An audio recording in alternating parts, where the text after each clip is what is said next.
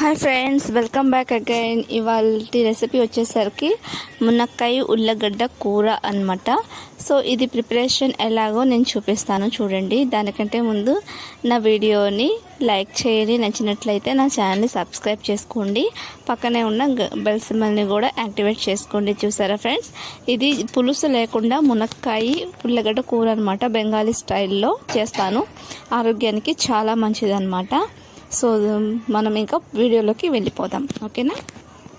So friends, నేను ఇందుకోసం 3 మునక్కాయలు, దానికి 2 ఉల్లగడ్డలు తీసుకున్నాను. మునక్కాయలు వచ్చేసరికి ఎక్కువ పొడవు ముక్కలు కాకుండా ఇలా చిన్న చిన్న ముక్కలు కట్ చేసి పైన చెక్కు అనేది పూర్తిగా తీయలేదు, అలానే పూర్తిగా ఉంచలేదు, ఇలా లైట్గా తీసానన్నమాట, ఓకేనా.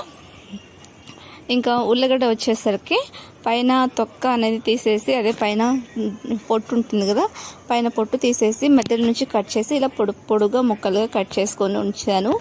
3 మునక్కాయలకి 2 ఉల్లగడ్డలు తీసుకున్నాను. పచ్చిమిర్చి వచ్చేసరికి 10 తీసుకున్నాను. ఈ పచ్చిమిర్చి అంతగా మంటలేదు, ఇలా మధ్యలో నుంచి చీల్చి తీసుకున్నాను. ఓకే ఫ్రెండ్స్, ఇప్పుడు ఈ 3 ఇంగ్రీడియంట్స్తో నేను కర్రీని చేస్తాను అనమాట. సో ఉప్పు పసుపు కారం వేయము. ఉప్పు పసుపు జీలకర్ర ఇవన్నీ కామన్ కాబట్టి అవి నేను చూపించట్లేదు, అవి డైరెక్ట్గా మీకు వండేటప్పుడే చూపిస్తాను, ఓకేనా. సో నేను స్టవ్ వెలిగించుకొని దాని మీద వచ్చేసరికి కడాయిని పెట్టుకుంటాను. నేను వచ్చేసరికి ఎక్కడ వీడియోని స్క్రిప్ట్ చేయట్లేదు, కట్ చేయట్లేదు, అందుకని కొంచెం లాంగ్ అయిపోతుంది వీడియో. కొంచెం దయచేసి కొంచెం అండర్స్టాండ్ చేసుకొని చూడండి, ఓకేనా. కడాయి హీట్ అయిందా లేదా మనం ఒకసారి చెక్ చేసుకున్న తర్వాత కడాయి హీట్ అయితే దాంట్లోకి 2 టేబుల్ స్పూన్ల ఆయిల్ అనేది తీసుకున్నాను నేను. మీరు కావాలనుకుంటే ఇంకొంచెం వేసుకోవచ్చు. ఈ కర్రీలో ఎక్కువ ఆయిల్ అవసరం ఉండదు, చాలా తక్కువ ఆయిల్ ఉంటే సరిపోతుంది. ఈ ఆయిల్ కొద్దిగా వేడి అవ్వాలి. వేడి అయిన తర్వాత దీంట్లోకి మనం జీలకర్ర వేస్తాను. నేనైతే 2 స్పూన్ల జీలకర్ర వేసాను. ఇందులో నుంచి కొంచెం జీలకర్రని తీసేసి మళ్ళీ లాస్ట్లో యాడ్ చేస్తాను కాబట్టి 2 టేబుల్ స్పూన్లు వేసాను, లేదంటే 1 టేబుల్ స్పూన్ సరిపోతుంది.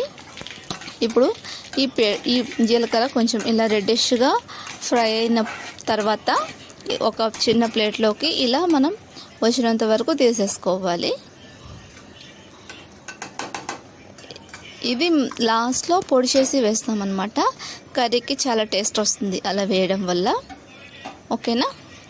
సో ఇలా నేను తీసేసుకొని పక్కన పెట్టుకున్నాను. ఇప్పుడు ఈ కడాయిలో కొంచెం మిగిలిపోయింది కదా జీలకర్ర, దాంట్లో నేను ఇప్పుడు ఇందాక మీకు చూపించి ఉంచాను కదా మునక్కాయ ఉల్లగడ్డ, ఈ మొత్తం నేను దాంట్లోకి వేసేస్తానమాట. కొంచెంగా చూడండి, ఇలా వేసేసిన తర్వాత బాగా కలుపుకోవాలి.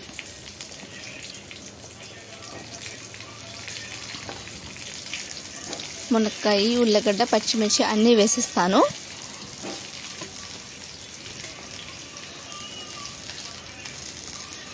ఓకే, పచ్చిమిర్చి కూడా వేసేసేసాను కదా. సో ఇలా మనం అన్నీ వేసేసుకోవాలి. వేసేసుకున్న తర్వాత ఇలా కలుపుకోవాలి మంచిగా.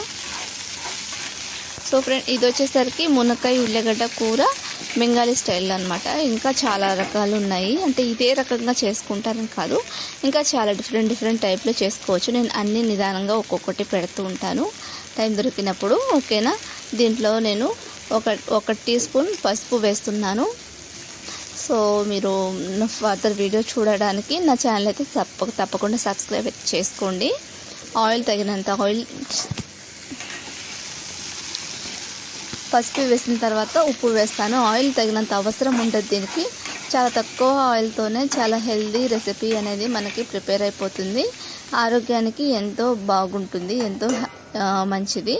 సో మనం మూత పెట్టేసేయాలి. అంటే పసుపు ఉప్పు వేసిన తర్వాత బాగా తిప్పేసి ఒక 2-3 టైమ్స్ మనం మూత పెట్టి ఇలా ఉడకనిచ్చుకోవాలి. తర్వాత దీంట్లో మనకి ఎంత వాటర్ అయితే కావాలి అనుకుంటామో అంత వాటర్ని యాడ్ చేసుకోవాలన్నమాట. ఇలా మంచిగా తిప్పుకోవాలి. తిప్పుకున్న తర్వాత మనకి ఎంత వాటర్ అయితే కావాలనుకుంటామో అంత వాటర్ని యాడ్ చేసుకోవాలి. ఒకసారి వాటర్ పోసిన తర్వాత ఒకసారి ఇలా తిప్పండి. తిప్పితే మనకి ఒక అవగాహన వస్తుంది. అంటే మనకి ఈ ముక్కలన్నీ ఉడికేదాకా ఉడికించుకోవాలి. సో ఉడికించుకోవాలి అంటే కొంచెం వాటర్ తగ్గిపోతుంది కాబట్టి ఇంకొంచెం వేస్తున్నాను. ఓకేనా. ఇప్పుడు మనం మూత పెట్టేసేయాలి. ఓకే. ఇప్పుడు ఈలోపు నేను మీకు చూపించాను కదా ప్లేట్లో. సో ఈ ప్లేట్ని నేను ఈ పాటికి చల్లపడిపోయి ఉంటుంది కాబట్టి ఏదైనా చిన్న స్పూన్తో కానీ లేదంటే ఏదైనా గరిటెతో కానీ ఇలా ప్రెస్ చేస్తే ఇది బాగా ఫ్రై అయిపోతుంది కాబట్టి జీలకర్ర ఇలా ప్రెస్ చేయగానే పొడి పొడిగా వచ్చేస్తుంది అనమాట. మరి సాఫ్ట్ పొడి ఏం అవ్వదు, కాకపోతే మ్యాక్సిమం పొడి వచ్చేస్తుంది. చూసారా, సరిపోతుంది.